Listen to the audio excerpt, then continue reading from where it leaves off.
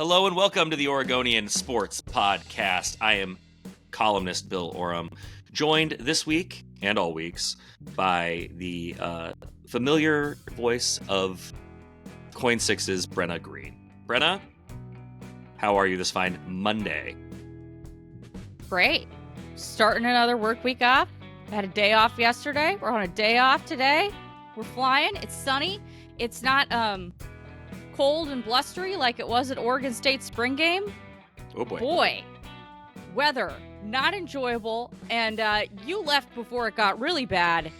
And it got, when I was shooting my stand-ups, I was not happy. It was big old raindrops. So yeah, I was. The weather was so nice in Portland on Saturday morning when I left, bouncy. and I was like, you know what? I'm leaning into summer. I'm like shorts, Birkenstocks. I get to Corvallis, and it not. It got colder throughout the day, like you're saying, but it did get a little miserable. So what did you make of that whole experience on Saturday down in Corvallis? I mean, I think similar to what you wrote for the Oregonian, a lot left to be desired. You know, if there is a name that you know on this team, that name did not play on Saturday, with the exception of the two transfer quarterbacks. One of which apparently didn't practice for the vast majority of spring ball due to an injury, only got 2 practices in before going out in that spring game. So therefore, just really hard to glean anything of substance from this. And, you know, spring games are hard to glean things of substance from anyways. But this one felt particularly devoid of anything to take from it. And, I mean, you know, excitement.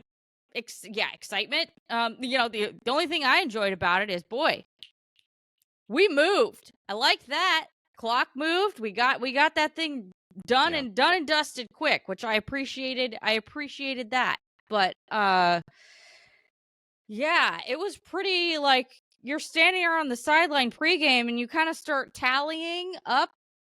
Okay, this person has this person has that person isn't playing, and it was like it kept revealing itself during the game. Like, it could be like, oh, Skylar Thomas isn't playing. Oh, there's Josh Gray and sweatpants, you know, and you're just like, okay, like, and I appreciate it. I asked Trent Bray afterwards, I was like, what was it like going through spring ball and having, you know, your team leaders, a lot of your team leaders not being able to participate? And he was like, well, you know, it means that the younger kids got a lot of reps, blah, blah, blah, blah, blah. And I wish now I would have, you know, pushed harder back on that, because you're installing a new offense. It is not good that, you know, a lot of your key pieces didn't get a full spring and or any spring. That is not a good sign. So, I'm glad I went. I'm glad I participated. I'm glad I was there. But other than that, yeah, just meh. What about you? So I have multiple thoughts, and you know, I'll get to what I wrote in the Oregonian on Saturday. But to your point about availability and all that, there are some guys who are hurt. Some of those guys were in walking boots, and I think that there probably were some of those guys who were a little bit more precautionary. Yeah. The general attitude I got from Oregon State with the spring game was, it's sort of, you know, it's something to get through, necessary, you know, as opposed evil to something, right? And I think that. And this translates back to what I ended up writing in the Oregonian. I think that there's an opportunity for Oregon State to get more creative with some of these moments. And you know, the spring game is the only time you're inviting your fans in to see, you know, the football team's progress from, you know, December until August. You have a completely overhauled roster. There's really nobody to be excited about, frankly. You know, Damian Martinez left. You don't have a returner at quarterback. Ben Goldbrinson is not going to win the job when it's all said and done. you receiver wise, I mean, again, backups from last year who would be in more prominent roles this year. They didn't play in the spring game. I mean, Josh Gray, like you said, left offensive tackle is your best returning player. And so, there's just a lot of questions and not a lot to be excited about with Oregon State football. And as we know, it's all been bad news. I wanted to see them take advantage of the fact that you're bringing fans into the stadium, give them something. And, you could look at my Twitter mentions, and this was not a popular opinion with Oregon State fans who I think felt like I was criticizing them for there not being more people there. I don't think Oregon State did a good job of making this an event that fans should want to go to. No. And it's not just, do you have a concert, or do you have a flyover, or, do you have a bounce house? Like, what are you doing that makes this an event that you drive? We drove down from Portland because, there's a story to be told, and it's our jobs, and we, it's important for us to, kind of know what's going on with this team. But I just think that there needs to be some creativity with how you market yourself in this moment. And as Oregon State has gotten beaten down by realignment and the transfer portal, and fans are hurting. This is a moment where it's like, come celebrate Beaver Nation. Have some form of a pep rally. Make it a big reunion. Bring back your former stars. Have an autograph station where these players can get face to face with some fans. And I know some of them will be gone. I know some of the players that we saw on Saturday are probably going to end up in the transfer portal before it closes. Like, that's just the nature of the beast. So I just wanted to see Oregon State say, hey, we're still here and we're awesome. Like, being a Beaver is still something to be proud of. And instead, it just was such a ho-hum sort of, let's just get through it, sort of day. And on the flip side, and I know we're going to talk about the Oregon spring game coming up here in a few minutes too, Oregon makes it this, really fan-friendly event. They do bring back stars. Like, you go to the spring game on Saturday, there's a reasonable chance you're going to see Marcus Mariota, LaMichael James, Achilles Smith, like whoever your like favorite, former Duck is. They might be on the sideline. They might be calling plays. Last year, Marcus Mariota was like a celebrity coach. I know Oregon State isn't the gimmick school, and it doesn't need to replicate what Oregon does. But I think especially in a moment when everybody's like just kind of feeling, oh, isn't it so sad for Oregon State, which I've written a lot about. I've been very, very like empathetic to Oregon State. This is a moment where you could have actually controlled something. You could do something. And there are a lot of details to this. And like, one thing that I was talking to somebody at Oregon State about was, and so like a lot of schools will make sure that they, have their spring game when there's, when it coincides with like a big baseball series, so that you have people on campus. You can make it sort of like a weekend on campus. Well, baseball was on the road last week. Baseball is at home this upcoming weekend against Oregon. If I was Oregon State, this is what I would have done. I would have had my spring game at the exact same time as Oregon. I would have gone head to head with Oregon. I would have had, you have your baseball team playing the Ducks. And I would have made it a Beaver State day. Like, this is the Beaver State. We're going to beat the Ducks. We're going to go head to head with them in the spring game, because your fans aren't going to the Oregon spring game anyway. So like, go, like, be proud and be big. And so like, make it like a rallying cry of like, you're having Beaver State Day. Come see the Beavers beat the Ducks on the Diamond. Come to the Oregon spring game, get to know these players. Trent Bray is going to make his debut. I mean, that was the other thing that was missing, I thought, from Saturday. There was no real energy of, we are unveiling a new era here. And listen, I do not think a spring game is a big deal. Like you said, players didn't play. What do you actually learn, football wise? Probably not a ton. Like, it's live reps for certain guys, and it's more film for like the coaches to obsess over until August. But that's I think that's a kind of a provincial way of viewing your spring game. A spring game should be an opportunity to recruit donors for NIL, to build your brand, to sell a vision. Like, there's just more to it, especially in this day and age where there's so much competition in all spaces.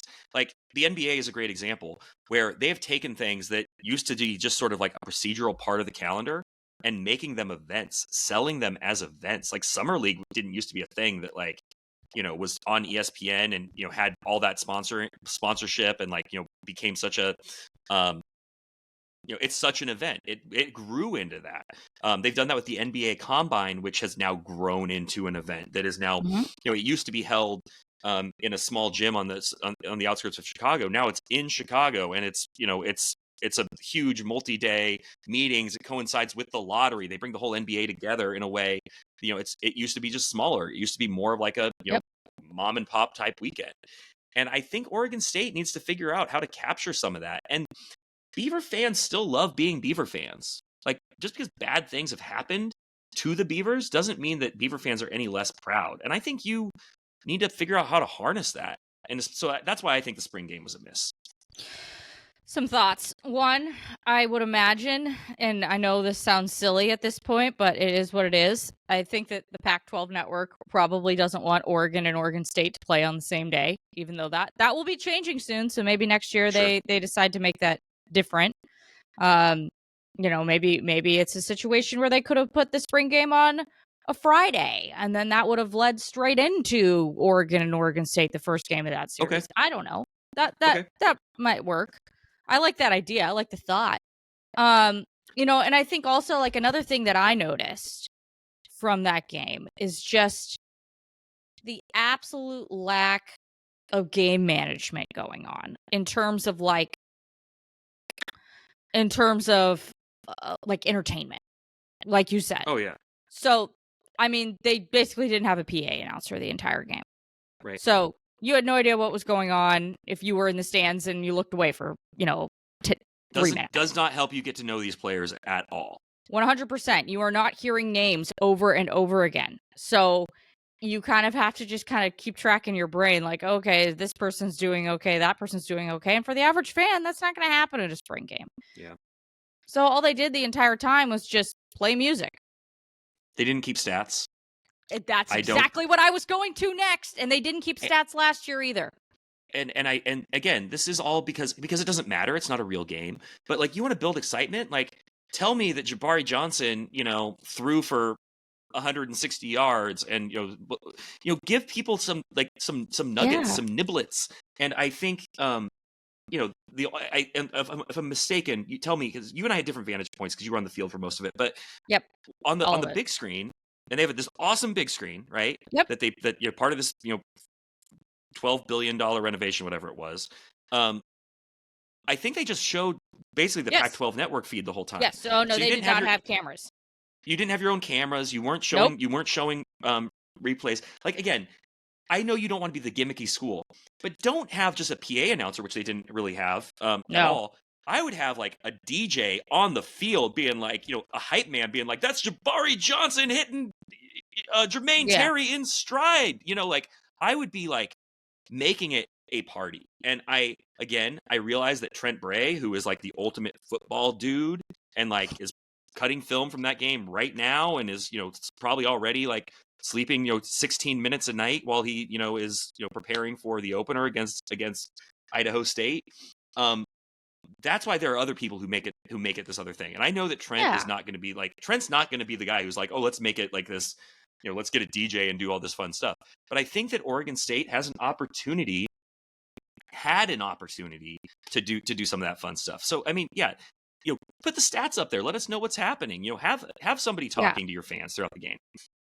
So this kind of leads to a bigger thought I have about Oregon State, which is, I don't mean to, they are not apples and oranges. It's actually comparing apples to apples, because as somebody who covered Washington State for 4 years, they're in similar situations in terms of manpower and in terms of their standing in the conference. All right. So I can tell you, like, last year when I reached out to Oregon State and I said, hey, can you guys send me stats from the spring scrimmage? And they told me, oh yeah, nobody took any. I was like, what? Because I covered Wazoo for 4 years and they took stats at every spring scrimmage and they would send out stats after every scrimmage game to us, like every closed scrimmage, so that we had some sort of idea of what happened. So, like, that's a way to get people excited. It's like, okay, you didn't get to see this scrimmage that we had on this one Saturday, but hey, this guy had, like you said, 140 yards passing or something like that. Like, that is one way to just get your narrative out there and to give us a little bit more information. And when you do that, when you give the media, and, obviously I'm coming at this from a media perspective. When you give the media more information, it is going to help you. And this leads to my next point. Okay, here we go. Oregon State, I need you, like every other Power 5 school, to go shoot video of every media availability for football that you have. Not just the press conference on Monday from Trent Bray or Jonathan Smith, which, as we talked about, not exactly the most illuminating press conferences of all time, okay? These guys are not here to give sound bites. I understand that. But if you want to get the word out about your program, especially in markets like Portland, we are not going to be driving down. You know, in Spokane, it's the same situation. We were not driving down for every media availability. There's no physical way to do that. So if you want to get word out about your team and you want to, you know, get more of a role in this, I need you to go put a camera at every press availability. This is not hard. And so and those are easy things to do. That is so, and Oregon does it. And I understand Oregon has more resources, but Wazoo does the same thing. Wazoo never misses a football media availability. And when I was told 2 years ago, we only send out press conferences, I was absolutely floored. This is such an easy thing to do to help you get word out about your team. And I understand I'm kind of moving off the spring game right now, but I don't think that Oregon State posted media availability from their spring game either. I don't believe they had a camera at that. That is mind-blowing. Absolutely mind-blowing.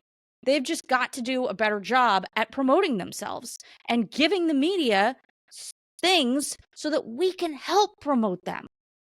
This is not rocket science. So, you know, there's things that I'm seeing in this spring game that lead me to bigger problems that they have throughout the entire season. And that is one of them. When you're not sending stuff from every media availability you have during the week, guess what? We're going to show Oregon football on our airwaves way more throughout the week. Because we only have a 15-minute press conference from Jonathan Smith in which he doesn't say much. So they could just do a lot better about promoting themselves and getting more hype around them. And it's simple, easy things. Like you said, making these things a bigger event and putting more emphasis on trying to get the word out about their squad. And I think this all goes to the bigger picture of how Oregon State moves forward, because now Oregon State can't just rely on the heft of being in the Pac-12 of the quality of opponents that it has always been able to bring in and sell. I mean, I think that I think Oregon State is a victim in all of this. I really 100%. Do. Oregon State and Washington State got screwed. That said, I do think that being probably the little fish in the Pac-12, and we can agree that that's what these schools were. Yep. Probably created some complacency because you had the safety net of being in the Pac-12, and now you don't have that. And so now you have to figure out, how do you operate without that, without that step stool. And my parting thought on spring game, because we have other things to talk about. I mean, there's a lot going on. Who was it for? If you went to that game, and I was sitting there, I'm like, who is this for? Because I don't think it was for the fans. And this is what this is the column I wrote. And I'm not saying that you skip steps or you take away the value of it as a learning and teaching event for your players, because that is ultimately probably priority one, but it's got to be both. It's got to be both one way or another. And Oregon State, as far as, fan engagement, didn't do much other than open the gates. And so, like, what I wrote in the column, what message did they send to their fans? To me, it was like, oh, hello, we didn't see you there. That was the message that fans got. And, a lot of fans emailed me and told me I'm wrong, that they had a good time at the spring game. And, that is great. I'm thrilled to hear that. I'm glad you had that experience. Yeah. I just think it could be a lot better. And I think that as you try to grow, it needs to be better. Okay. Insane. Let's turn the page. Let's turn the page, Brenna. Saturday, we're going to see a spring game that operates completely differently from Oregon State. And it is, the Oregon spring game has become, a a mammoth event. They put 35,000, 40,000 fans in those seats. Are Oregon fans inherently better fans than Oregon State fans? I don't think so. But I do think that Oregon has prioritized getting butts in seats. I mean, what they put out this week was let's pack Autzen. Let's fill Autzen. They make it a food drive. They have events. I think they have kind of a family fun festival. Friends of mine who go, always talk about like what a great time they have with their kids there. It's for the kids. They will honor military families on the field. There will be a Matt Kearney concert afterwards. The guy who sings Coming Home, the Oregon song. I'm very in the first upset quarter. about that, by the way. Because we're going to be working and we can't go to the concert. We are going to be in. I love Matt Kearney. I have so much Matt Kearney on my phone, and you want to know where we're going to be when Matt Kearney is singing? The bowels. The We bowels will be. of the We will Casanova be Center. in the Oregon football build. We will be in the Oregon football building. Yes. Yep. Instead of it, and I'm like, oh man, this is going to be a real big bummer for me. Anyways, so and how many more? I think that again, if you're an Oregon football fan, and granted, Oregon has high profile players, huge names, guys who are coming back, guys who came in the portal. Mm-hmm. There's just football players you want to see play. I want to see Dylan Gabriel throwing passes to Tez Johnson. That's very much something I want to see. I want to see what this offensive line looks like. All of those things. But in terms of getting more bang for your buck to go to this free event, if you're going to drive down from Portland, or you're going to drive up from Medford, it's a day well spent, because you're not just going to see an hour and 15 minutes of kind of voiceless, contextless football plays. Yeah. And so Oregon does such a great job with it, and the last thing Oregon needs is me telling them that they have figured something out with marketing, that they market themselves well. But that is and these things do go hand in hand. They really care about our opinions down there, I'm sure, on that. So, but these things go hand in hand. You build excitement, you build enthusiasm. Recruits see it. I mean, how many recruits have talked about loving the Oregon brand for a long time? And Oregon's one of one. With the Phil Knight Nike connection and the facilities. I mean, it's just unlike anything else. But this all goes hand in hand. They decided however many years ago that the spring game was going to be an event, and it makes it something you want to see, that you want to be there for. Yeah. By the way, did you see Wilner's story today that Oregon is the only self-funded athletic department in the entire Pac-12? I did see that. Yep. There you go. Yeah, I mean, we talked about there isn't much to glean from spring games and things like that. But, from being at both spring games last year, I can tell you last year at Oregon State, I was like, okay, there's been a lot of talk about Aiden Childs. I see it. Mm-hmm. He had that incredible touchdown throw. I was like, right. All right, I see it. Last year at Oregon spring game, it was, all right, this Tez Johnson guy, he is not just Bo Nix's adopted brother. Right. I know that he took that touchdown back against, third stringers or whatever. Right. But that was a routine throw that he then ran 70 yards. And that's still a bunch of 4-star athletes that are out there, Yep. So there is something, you can glean things from these games. Or, another thing I was thinking of was last year at Oregon spring game, Bo Nix played well into the second half. That was okay, Bo Nix is not screwing around. Yeah. He's not taking anything lightly. He is here, and he is present and accounted for. So you can have takeaways from these things that end up coming true in the season. And I think both in terms of Bo and Tez in that game, there were things that proved to be true. So there is, you can, if you treat it the right way, you can also get football takes from these games. Correct. Just to go back to the Oregon State thing real quick, just as a companion thought to this. Yeah. I mean, the problem with the Oregon State situation is the more people you get in the stands to see your spring game are the more people who are going to leave being like, oh God, Like, because they don't have those guys. There wasn't a moment where you're like, I thought Jabari Johnson looked for having only a couple of spring practices. I thought he actually looked pretty good. I think he looks better. I think he looks better than Giovanni McCoy. And I talked a lot about Giovanni McCoy last week, but I thought Jabari Johnson looked more ready. I think he's going to be the guy. But so I mean, there is that. The defense at Oregon State looks good, but again, not a very good offense right now. So hard to judge. Maybe this isn't the year you want to have 20,000 people, rolling into the stadium to build some excitement for your season, because the Beavers look like a 5-7 team to me. I'm sorry, that might be being generous. I think the schedule lines up okay for them.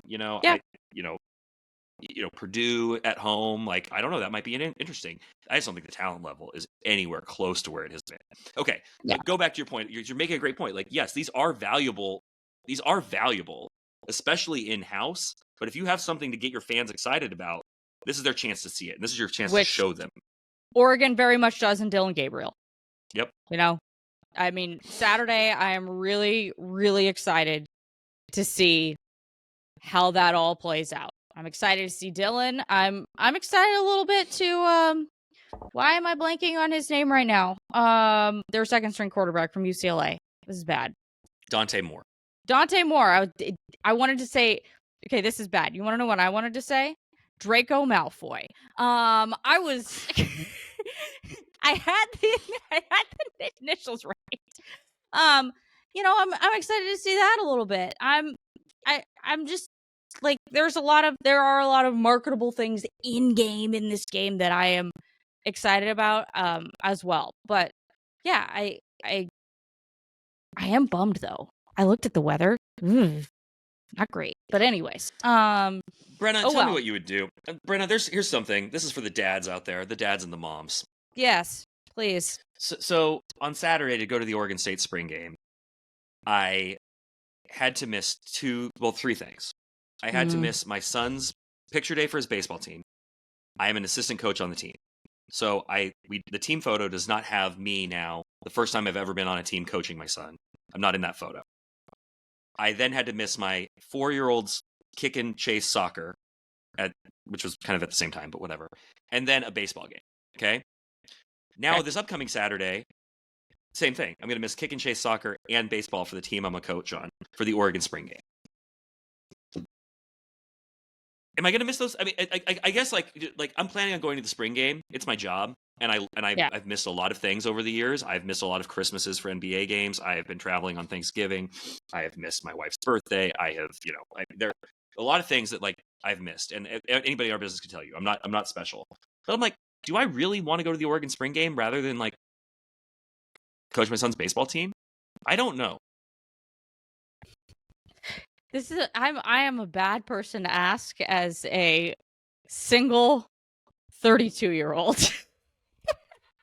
who has gotten criticisms before in her life for being too obsessed with her job. Whoopsies. I've done my best, people, okay? But no, I mean, I get it. I think that if I were in your position, it tugs at you a little bit. I understand. I totally get it. And it's annoying that you have to do it back-to-back weekends too. It's probably, if it was one, it wouldn't feel as intense. Give me the Oregon spring game in 2 weeks. Give me a week break maybe. But I don't know. I'm still chewing on that. So if any of the parents out there or any of the newspaper editors out there would like to weigh in on this, shoot me an email, boram@oregonian.com, @BillOram on X. I think I'm going to remove Twitter from my phone, by the way, Brenna. I think I'm at that point too. It's an ugly place. It is an ugly place. I don't want to be on it. I don't like it. Yeah. It's too toxic. I'm on it too much. I'm scrolling too much. I think I'm gonna take it off my phone. We're gonna see. You know what? I'm gonna do it right now. Here. You're gonna do it right now. I'm gonna do it You're right, so I'm gonna much do it right of a better now person than I am. on the Oregonian Spring Podcast, or the Oregonian Spring Podcast. on the Oregonian Sports Podcast, I'm gonna remove Twitter from my phone because it's such a toxic place. This is great for an audio Here's my medium. social apps. I have 3 alerts. I don't even know what they are. You know what? Whatever they are, they probably suck. So I am going to see. This is why you watch it on YouTube. Whoops. Yeah. See.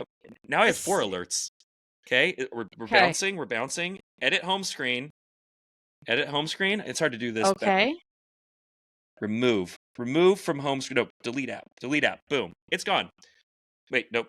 Deleting this app will also delete its data. Sorry. There's a lot of steps to deleting X from your phone. Gone. I'm done with you, Elon. I'll only see you on my desktop from here on out. I'm so happy for you. Thank you. So yeah, moral of the story, I'm excited for the Oregon spring game for a lot of reasons. Like you said, it's going to be just higher production value. And then also more intriguing storylines. And by the way, like I was excited to go to Oregon State and see some of these guys that are supposed to take a bigger role. Yeah. And then once you get down there and you see nobody's playing, you're like, well, this is lame. So I was excited to see the quarterbacks. I was excited to see the running backs because Jam Griffin and Anthony Hankerson, the transfer from Colorado, those guys are going to be, those are the guys who are trying to replace Damian Martinez. So, which one of those guys is going to step up? There's storylines with Oregon State, like they're going to be interesting, but Oregon spring game will probably be more, certainly a more intriguing football production. Brenna, did you watch the NBA playoffs this weekend? So, what's funny is that I tuned in to the Bucks game for the second half, in which Damian Lillard did not score at all.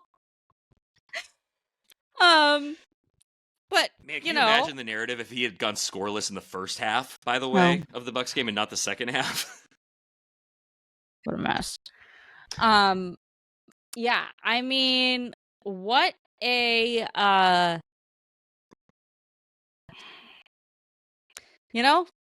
very bittersweet feeling. It's just the whole thing is bittersweet. Yeah. You're happy for Dame. He did everything he could here. You understand why he had to leave, and I agree with the decision to leave wholeheartedly. And it still feels like someone's pouring salt in the wound every time you look at the box score. And for me, in my situation anyways, you look at the box score and you see, he's up to 20. He's up to 25. He's up to 30. And you're like, we've seen this before. I'm assuming you did watch. How was? Let's see. My house has a lot of monster trucks on the TV most of the day. And so the two playoff games I tried to turn on yesterday, when I finally was able to get it on, it was there was like 30 seconds left in the first half of the Bucks game. So no, I did not see him go nuclear in the same way everybody else did. And then there was like a minute 12 left in the first half of that great Pelicans Thunder game. And I'm like, this is like just conspiring against me. But on the Dame front, do you know the Casey Musgraves song? Are you a Casey Musgraves stan? Yes, I love Casey Musgraves. Is there a word for the way that I'm feeling inside? Happy and sad at the same time. That's how Blazer fans feel. Happy and sad at the same time. I love this. Let's get more Bill Oram singing. You did not get this with Aaron Fentress. You got Michael Jackson. You got you probably got like some like, I don't know. No, there was no Casey Musgraves. There was no Casey Musgraves karaoke. That's for sure. There was probably some Air Supply. I don't know. Like Aaron strikes me as like a soft 80s rock guy. But I think that's the reality of it. And I think it's a very natural thing. Like I did ask on X, an app that used to be on my phone, X, Twitter, yesterday. X, an app formerly on my phone. There you go. I did ask, like, are Blazer fans enjoying this? And it, I think the response was exactly what you said, because it's like, it's so familiar. Everybody's happy to see Dame getting to perform on the biggest stage, which is not what the first round of the playoffs necessarily is. But like back in the playoffs, Giannis is out, Dame is taking care of business, the shoulder, everything's on his shoulders in that game. It was cool. Like, I mean, because that's what he wanted. And Aaron wrote about this in on Oregon Live today as well. You can go read that. But like, this is the reason he left Portland, was because he didn't see how the Blazers were going to get him back to, this kind of position while he still had this in the tank. And yeah, everybody understands why he left. I don't think there's any hard feelings with Dame. And so it's just bittersweet, and it's hard to see him do it in a non-Blazers jersey. And I think also for Blazer fans, if I can project a little bit or try to armchair analyze this, Blazer fans, it's made more painful by the fact that your team is not in the same place, or it doesn't have a quick path back. Like what the Blazers are going to be in for, like a pretty, strategic rebuild, and that can take years. And we've talked about this before too on the podcast, but watching Dame do that in the playoffs, I hope Blazer fans are able to enjoy it, because they've invested so much in him. And like, now the Blazers are out of it. You don't have to feel like your rooting interests are split at all.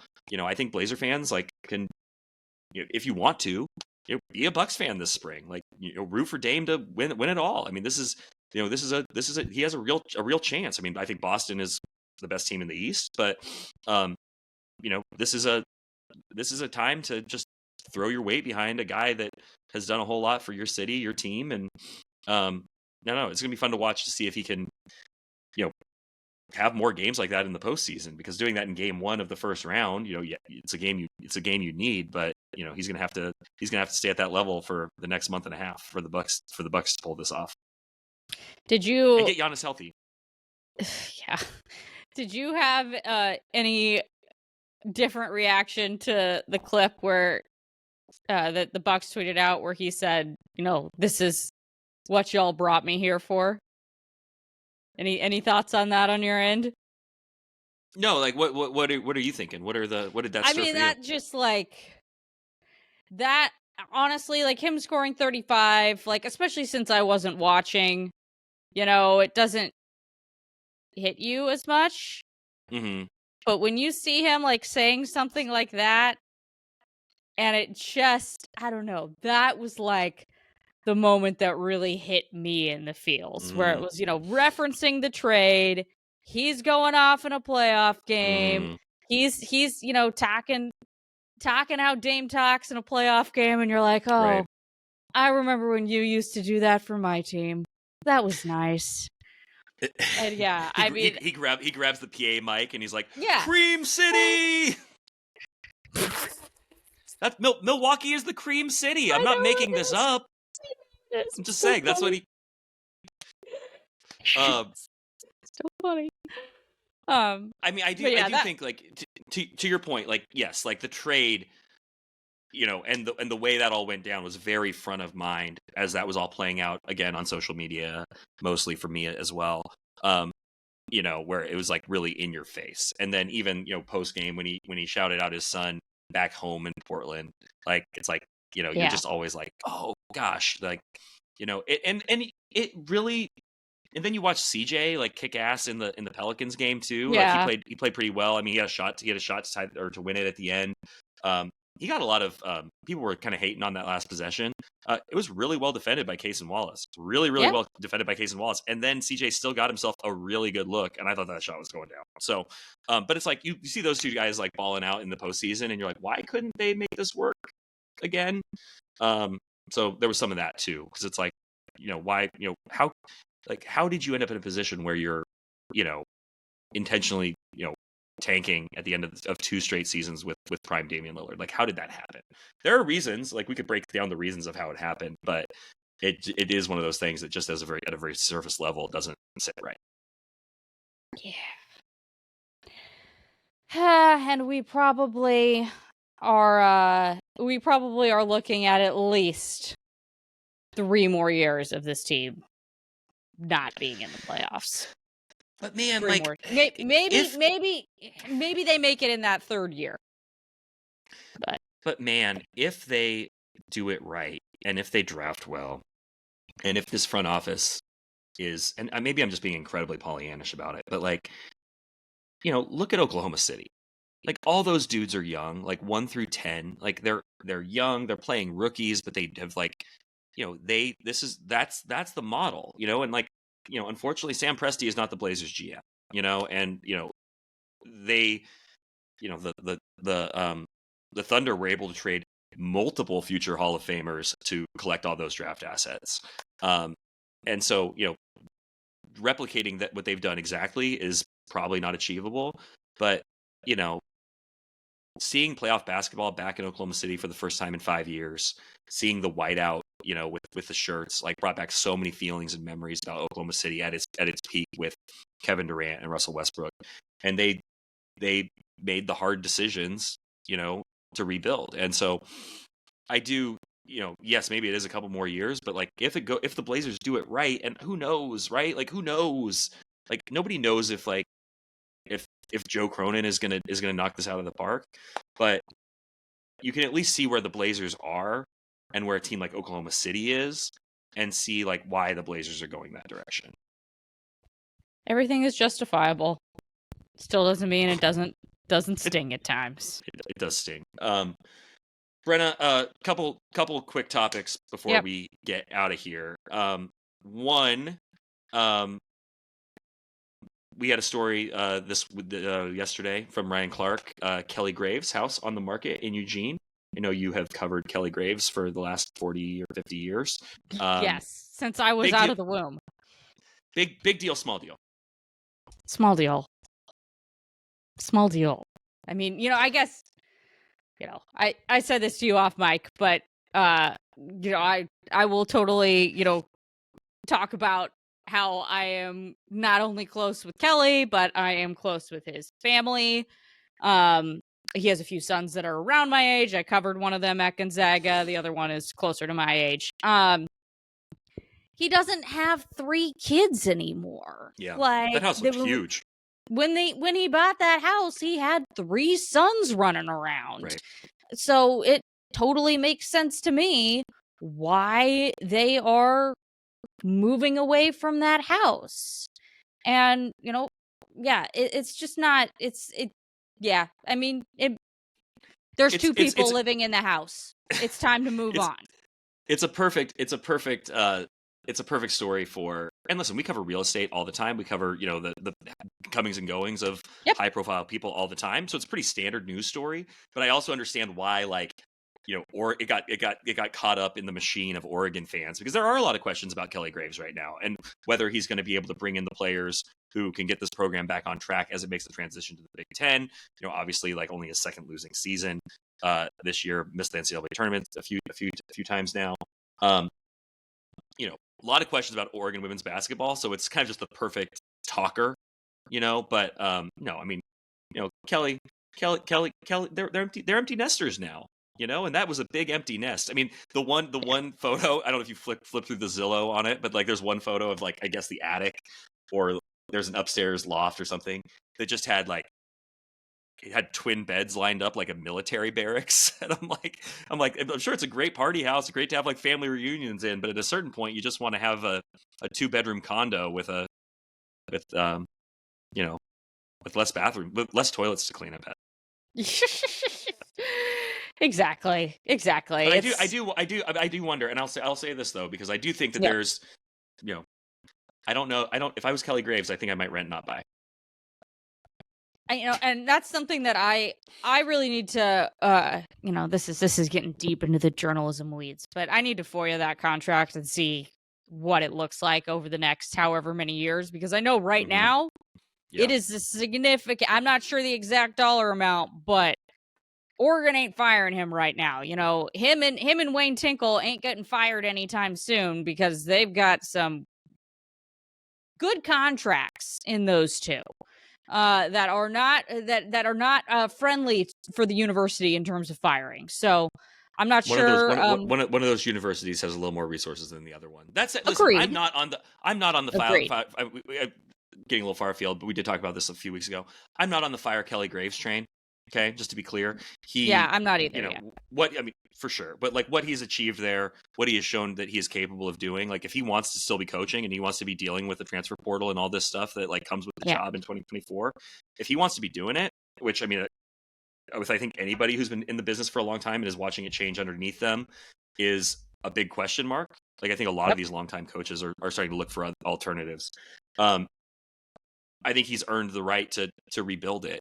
To a point, right? Like to a point. Yes. And so I think certainly, at least, I mean, obviously I don't think they're making a move now, but like certainly at least another year to try to get this ship back on course.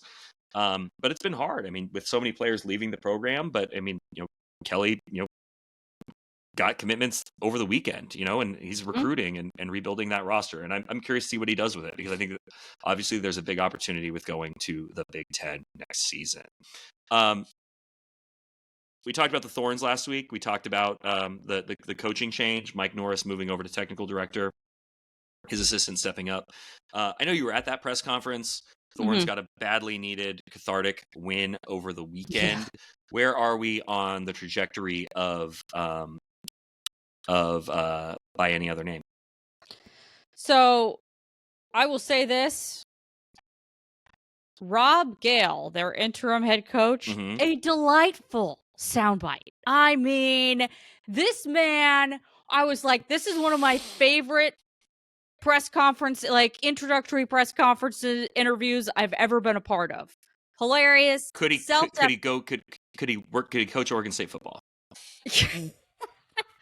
I mean, he's self-deprecating. He had some good quips in there. He said that, it was really hard for him to take over this interim coaching job because he is so close with Mike Norris, and said, I went over to his house because I needed to talk about it with him before I took it over.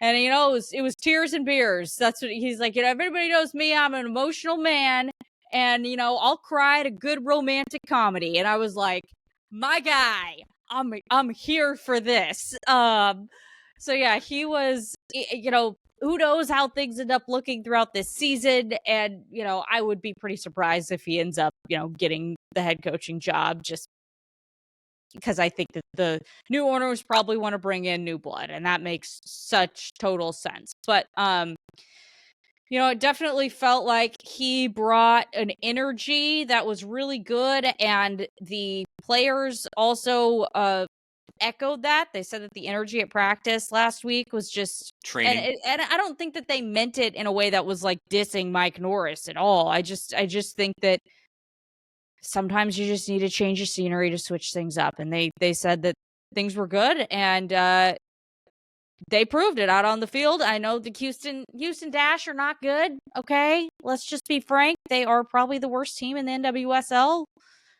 But regardless, sometimes you just got to beat up on that really bad team. Like, I remember in high school, when we played in the Metro League, and like talk trash. Even like talk your talk, Brenna.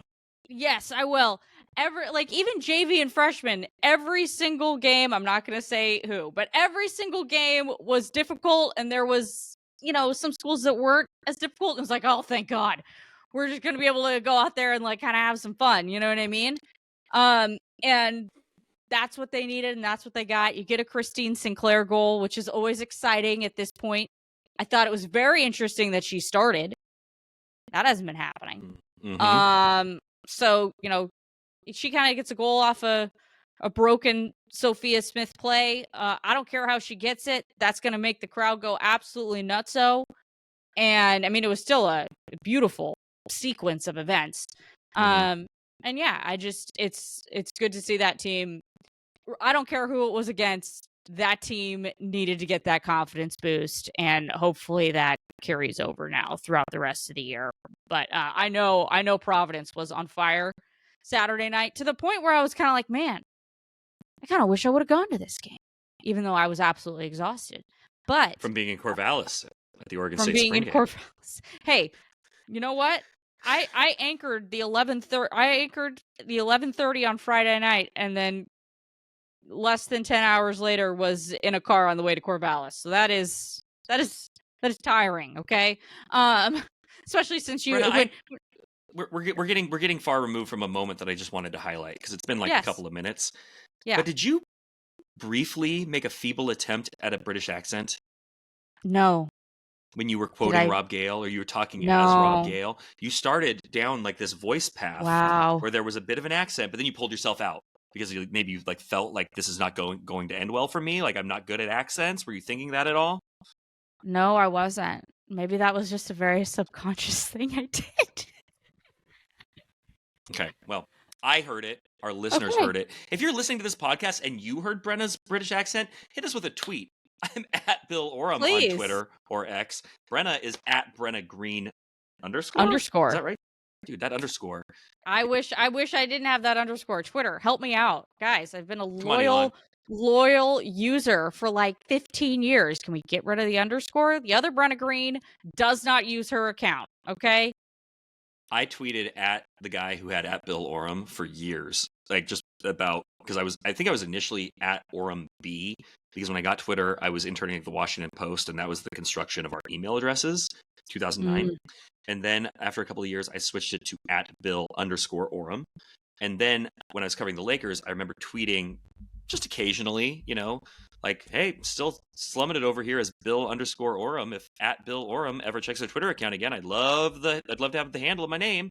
One day, this random dude, this teenager, sends me a message being like, hey, like, whatever. And I was like, is your name Bill Oram? Because it wasn't. It was something totally random. And his name was not Bill Oram. He claimed that his buddy had a Dodge Ram that they called Billy O. Ram. And he was like, sure, you can have it. And then we like worked out a swap. But I don't know why you would call a Dodge Ram Billy O. Ram. But I didn't even have to give anything up for it. I didn't have to pay him. I didn't have to do anything. It wasn't like one of those like, number deals that, you hear about in baseball so often. But you should try that. You should tweet at Brenna Greene in case she occasionally logs on and she's like, oh, snap. The real Brenna Greene wants to send me a Starbucks gift card for this Twitter handle on X. I don't know if I've ever been more speechless in my life, but I'm glad that this worked out for you, Billy Oram. Also, I might call you that from now on. So... I'm sorry, the name is taken by a teenager's Dodge Ram somewhere in the American South. Anything else you would like to hit? No, just the exit button, the eject button. Busy week. You've got the spring game, NFL draft. The Winterhawks are in the conference finals. Yes. And, I think, the NBA playoffs are going to continue to deliver storylines. Disappointing first weekend, I would say. Not a lot of super competitive matchups. I did love that Thunder Pelicans game, though, on a lot of levels. So we'll continue to monitor that. But in the meantime, you can follow Brenna Greene on social media at Brenna Greene _. I guess you can still follow me on Twitter /X at Bill Oram. Yes. But it's not on my phone anymore, so I'm not going to be seeing your engagement as much because it's a toxic, horrible place. I am also on Threads. I just don't know if you are, if anybody really is using Threads. I think I have a Blue Sky account. I think I'm at Bill Oram on everything. Okay. On too many things. So we will continue to have updates, thoughts, wisdom, quips. Brenna's going to be in your television set. I love television set. What an antiquated term. Every single night this week. Is that true? No, it's not true. But I do have several nights this week. I'll have a story on Wednesday, and I'll have a story, and then I'll be anchoring Friday with a story on Friday, and then I'll be down at the spring game on Saturday. So there you go. I just want to say, by the way, shout out to the Winterhawks, first Western Conference Finals since 2015. So let's exciting see for them. Let's see if they can hang another Memorial Cup banner in the VMC. That's great, but also I've said this multiple times, not in public, but holy crap. Whatever happens in junior league hockey in their postseason, like, why is it this long? It is so long. It mirrors the hockey calendar. This is the hockey calendar. We're in the NHL playoffs. 7 games seems like a lot for 15 to 18-year-olds in every series. Or I guess technically they can go to 20. But then also if they win the Western Conference to go to, WHL, then they have another tournament after that. It's crazy. Anyways. Do we have any Winterhawks fans listening to this podcast? If we do, shoot us some story ideas. What would you like to read about the Winterhawks between now and I do have one story that has been patiently waiting to air, and I'm waiting for a few things for it from the Winterhawks. So that is coming out at some point in the next 2 weeks. So Excellent. All right. Do we're have gonna something. we're gonna cue that Oregonian Sports Podcast music again right There we now.